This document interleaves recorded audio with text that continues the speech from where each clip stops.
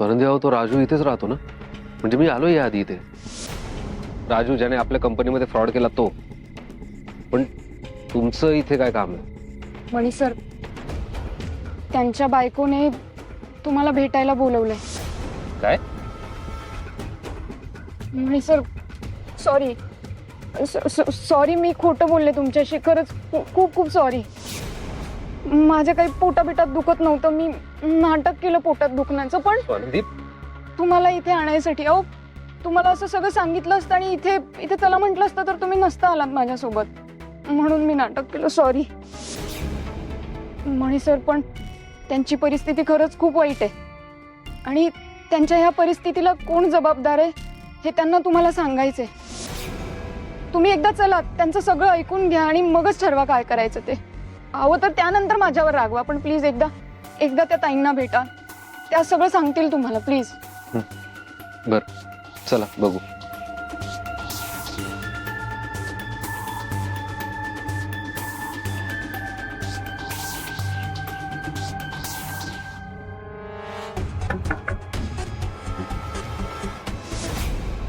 तुम्ही? मी मणी सरांना घेऊन आली आहे तुमच्या घरी. आत येऊ? हा, या.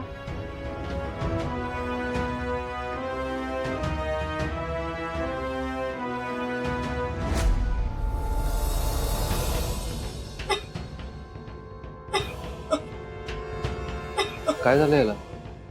खोकलाय त्याला सतत. औषधांनी बरा होत नाहीये तो. डॉक्टरांनी टीबी किंवा लंग्स इन्फेक्शन झाल्याचं सांगितलंय. म्हणजे लवकर उपचार केले तर बरा होईल तो.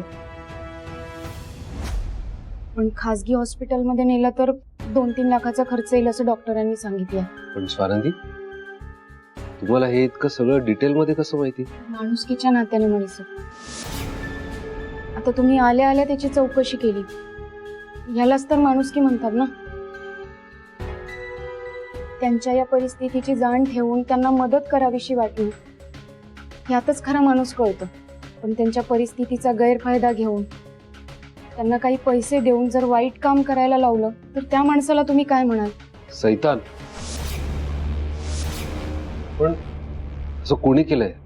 काय केलंय नेमकं? म्हणे सर, ऍक्सिडेंट आपल्या फॅक्टरीमध्ये झाला. त्यात सदानंद भाऊ गेले आणि तुम्हाला अरेस्ट झाली. पण या प्रकरणाचा जो खरा दोषी आहे, जो खरा गुन्हेगार आहे, त्यांनी यांच्या नवऱ्याला 4 पैसे देऊन, खोटं बोलायला लावून त्या प्रकरणाचा सगळा आळ स्वतःवर घ्यायला लावला. काय काय बोलताय तुम्ही स्वानंदी? हे म्हणे सर, म्हणजे खरा गुन्हेगार राजू नाहीये? अहो मग कोण आहे? म्हणे सर, मी खरं बोलतीये. या सगळ्या मागे सरपोतदार साहेब आहेत. हो म्हणे सर, मला माहितीच होतं तुम्ही माझ्यावर विश्वास ठेवणार नाही, म्हणून मी तुम्हाला डायरेक्ट इकडे आणलं. या ताई तर खोटं नाही ना बोलणार तुमच्याशी. यांनीच मला सांगितलं या सगळ्या मागे सरपोतदार साहेबांचा हात आहे. ताई, तुम्ही खरं काय ते सगळं मनी सरांना सांगा. सगळं सत्य सांगून टाका. अहो मॅडम, तुम्ही काहीतरीच काय बोलताय? सरपोतदार साहेब तर देव माणूस आहेत आणि ते असं खोटं नाटक काम कशाला करतील?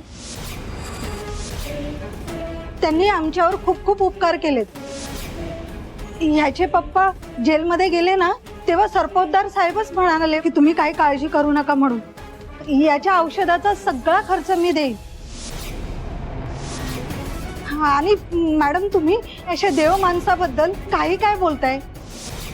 नाही म्हणे सर, त्या खोटं बोलतायत. हो ताई, खोटं का बोलताय तुम्ही?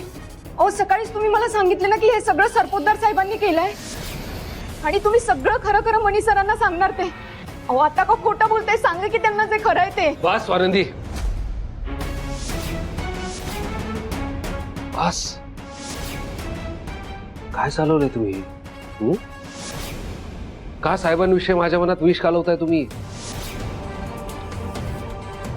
ताई, तुमचे खरंच खूप आभार. तुम्ही साहेबांबद्दल खरं खरं ते बोलला, एक मोठा गैरसमज होण्यापासून थांबवला. आणि तुम्हाला असं बोलण्यासाठी जर यांनी सांगितलं असेल तर त्यासाठी सुद्धा माफी मागतो. मणी सराव माफी का त्या प्रेग्नंट आहेत म्हणून कदाचित अशा लहरी वागतायत हल्ली. पण ताई, तुम्ही म्हणाला ते अगदी बरोबर आहे. साहेब गोरगरिबांचे तारणहार आहेत. मी स्वतः त्यांचं एक कार्य करत आहे. ताई, तुम्हाला काहीही गरज पडली ना, मला हक्काने सांगा, मी मदतीला येईल. मणी सराव खोटं बोलतायत, त्या विश्वास ठेवा माझ्यावर प्लीज. काय खोटं बोलताय? तुम्ही त्यांना जे बोलायला सांगितलं ते त्या बोलत नाहीये, हे खोटं बोलताय त्या. आता तरी खरं वागा. येतो. मणी सर अहो, ऐका माझं, मी खोटं बोलत नाहीये. ओ का खोटं बोललात तुम्ही त्यांच्या समोर? तुम्ही सकाळीच मला सांगितलं होतं ना, तुम्ही सांगणार होता ना त्यांना. हे बघ, आता एक शब्दही बोलू नको. तू जा. अहो ऐका. जा.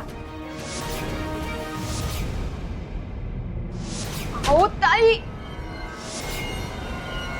मणी सर अहो ऐका माझं. मणी सर अहो, ती बाई खोटं बोलतीये. मणी सर अहो, मी खोटं बोलत नाहीये, ती बाई खोटं बोलतीये. ती तयार झाली होती सगळं सांगायला. मणी सर प्लीज माझं ऐकून घ्या. मणी सर अहो, तुम्ही लई मोठा गैरसमज करून घेताय. तुम्ही चला आपण बोलूयात, ती सांगेल आपल्याला सत्य काय ते. मणी सर ऐका. मणी सर अहो कुठे निघालात मला सोडून? मणी सर ऐका.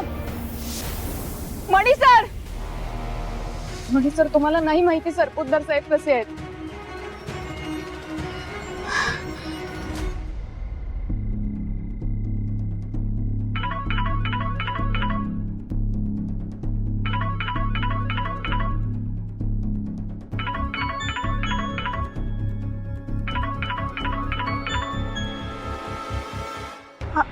हॅलो.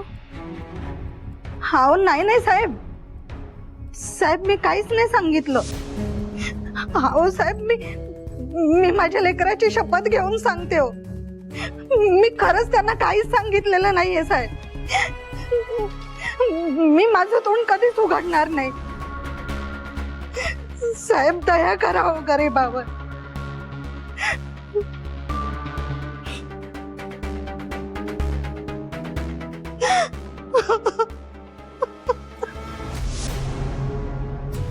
डॅड काय झालंय? शाबास संचिता,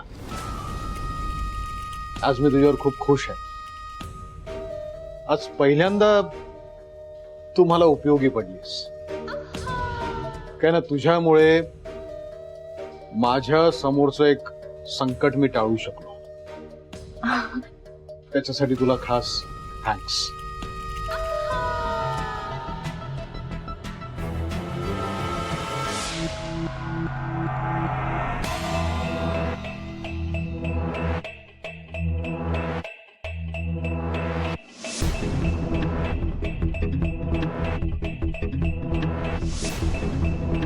ही स्वानंदी इथे कोणाशी बोलतीये? ही बाई गरीब घरातली वाटते, पण मग स्वानंदी हिच्याशी का बोलत असेल? इतक्या लांबून काहीच ऐकू येत नाही, पण काहीतरी गडबड नक्कीच आहे. हे सगळं डॅडच्या कानावर घालायला हवं.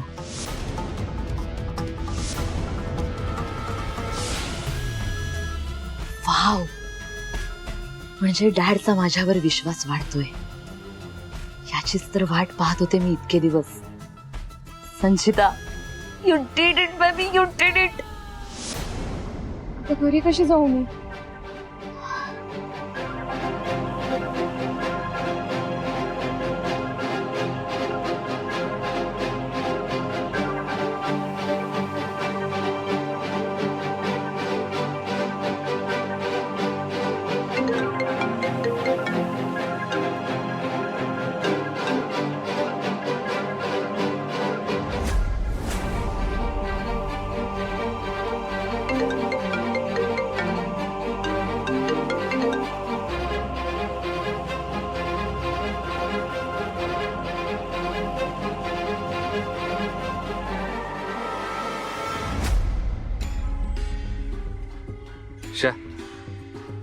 स्वानंदीला एकटीला एवढ्या रात्री सोडून आलो. त्यांना सोबत घ्यायला हवं होतं.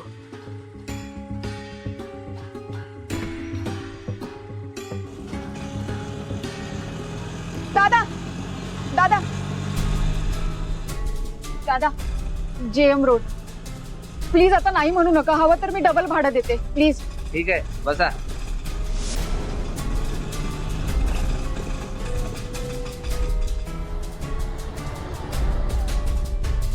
चला, स्वानंदीला रिक्षा मिळाली म्हणजे ते सुखरूप घरी पोहोचतील. मी पण निघतो.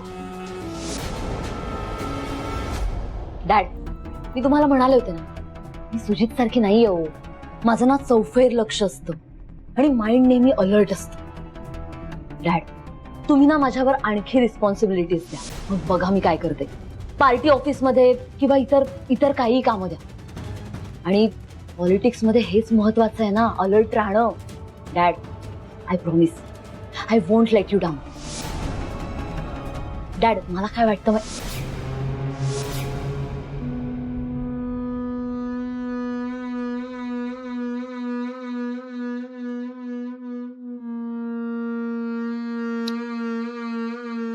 एक मात्र आहे, आम्हाला वाटलं होतं त्यापेक्षा ही स्वानंदी जास्त स्मार्ट निघाली. आम्हाला तर वाटलं होतं की आम्ही आमच्या भाषेत तिला समजावल्यानंतर ती शांत होईल. मणी घरी आल्यानंतर ती गप्प बसेल, पण गप्प बसण्याचं नावच घेत नाहीये ती. हे सगळं खूप सिरियस आहे. याच्याकडे दुर्लक्ष करून चालणार नाही. याचा वेळीच सोक्ष मोक्ष लावायला हवा आहे, नाहीतर ती खणत जाईल. आणि असा एखादा पुरावा मिळेल तिला की आजच्यासारखं आम्हाला मॅनेज करता येणार नाही. आणि मग मात्र आम्हाला सगळं जड जाईल.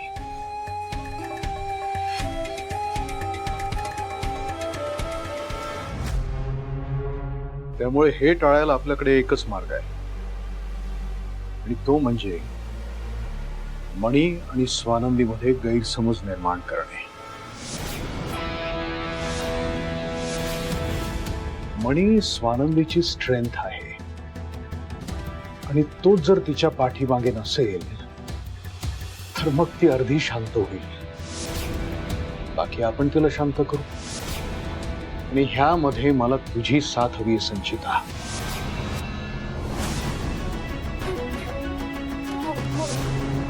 बाकी मी माझ्या परीने प्रयत्न करेनच, पण तिला मानसिक आणि शारीरिक त्रास कसा द्यायचा, तिला कामाला कसं जुंपायचं आणि तिला बोल कसे लावायचे हे तुला व्यवस्थित येतं. आता तू करतेस ना, ह्यापेक्षा दुपटीनं करायचं. तिला जास्त स्ट्रेस कसा होईल, तिचा मनस्ताप कसा वाढेल हे तू बघायचंय.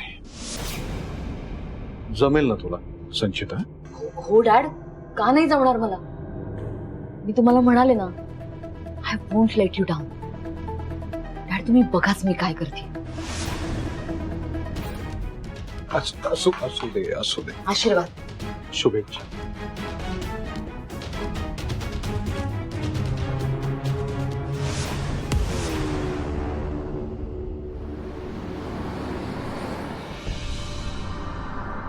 मणी सर,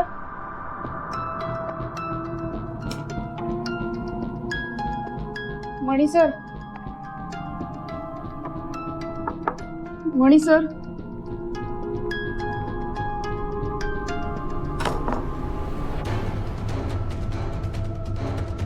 कुठे गेले काय माहिती. बराच वेळ झाला घरात नाही आले अजून.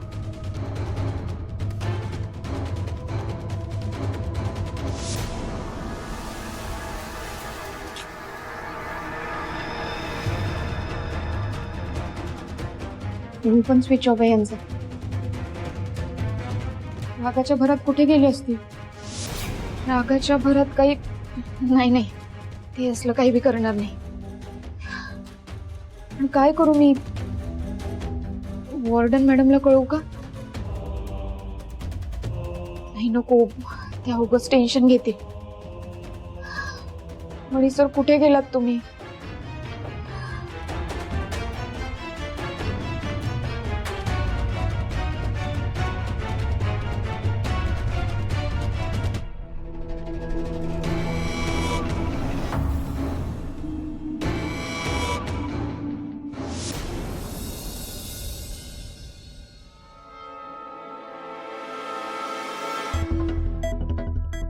मणी सर,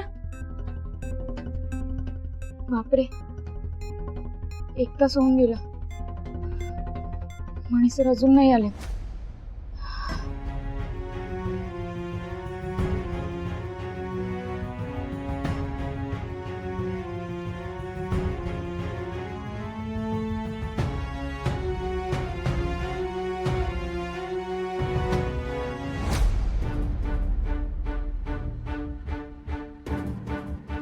मणी सर, अहो कुठे गेला होता तुम्ही? कधीची वाट बघतेय मी तुमची. तुम्हाला फोन केला तर फोनही बंद होता तुमचा. असं असं चिडून कसं चालेल? कुठे गेला होता तुम्ही, सांगा ना मला प्लीज.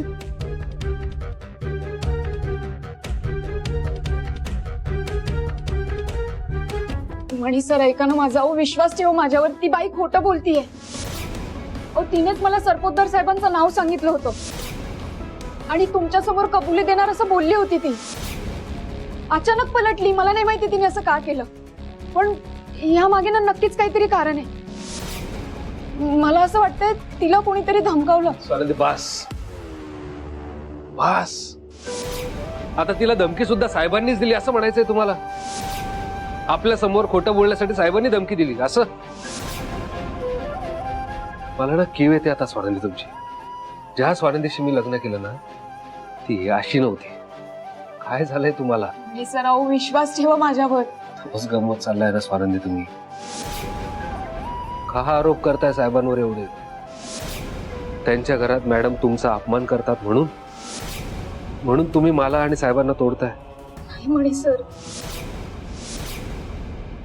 स्वानंदी, तुम्ही बायकांच्या भांडणामध्ये माझ्या आणि साहेबांच्या नात्याचा बळी देऊन बदला घ्यायचा आहे का तुम्हाला? असं आहे का? सर, अहो, काय बोलताय तुम्ही? मग काय चुकीचं बोलतोय मी? सांगा ना तुम्ही, काय चुकीचं बोलतोय मी? आणि अचानक साहेबांबद्दल एवढा तिरस्कार कुठून आलाय तुमच्या मनात? बरं, माझ्याही मनात तुम्ही गैरसमज निर्माण करताय का? स्वानंदी, मी ही माझ्यासारखे अनेक कार्यकर्ते, पदाधिकारी, त्यांच्यासाठी देव आहेत साहेब. बरं, आमचं जाऊ द्या ना. आत्ता जिच्याकडे तुम्ही घेऊन गेला होता ती काय म्हणाली ऐकलं ना तुम्ही? साहेबांच्या कंपनीत तिच्या नवऱ्यानेच फ्रॉड केला होता. बदल्यात साहेबांनी काय केलं? तिच्या आजारी मुलावर खर्च केला, मदत केली त्यांना. सर, अहो मी नाही उगाच तुम्हाला. बस बस बस बस बस. तुम्हाला जे बोलायचं होतं, जे सांगायचं होतं, जे दाखवायचं होतं, ते सगळं करून झालंय. आता माझं ऐका.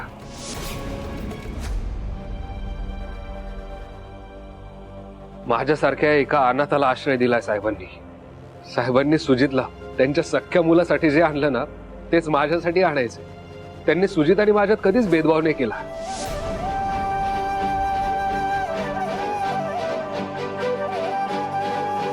एकदा मॅडम गेल्या होत्या दिल्लीला.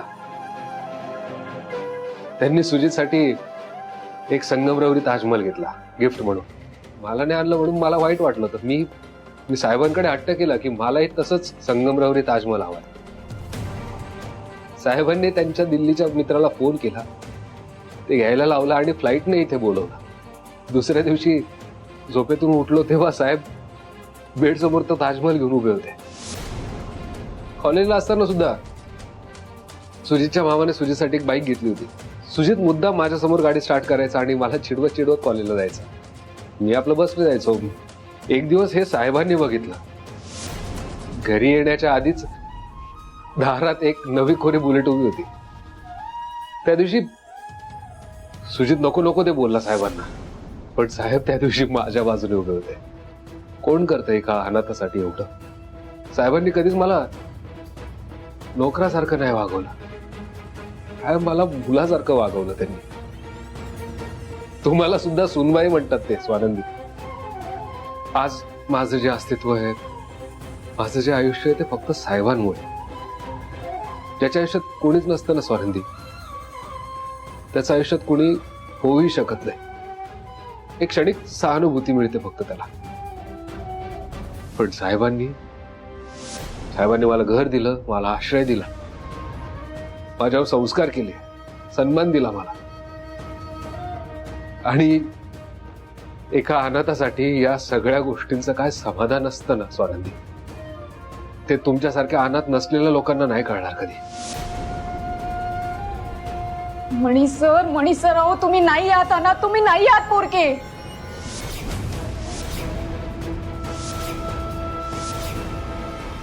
काय बोललात तुम्ही? म्हणजे मी आहे ना तुमच्या सोबत, वॉर्डन मॅडम आहे. तुम्ही आहात असं वाटलं होतं मला, पण माझा तो गैरसमज आहे हे आत्ता लक्षात येत आहे.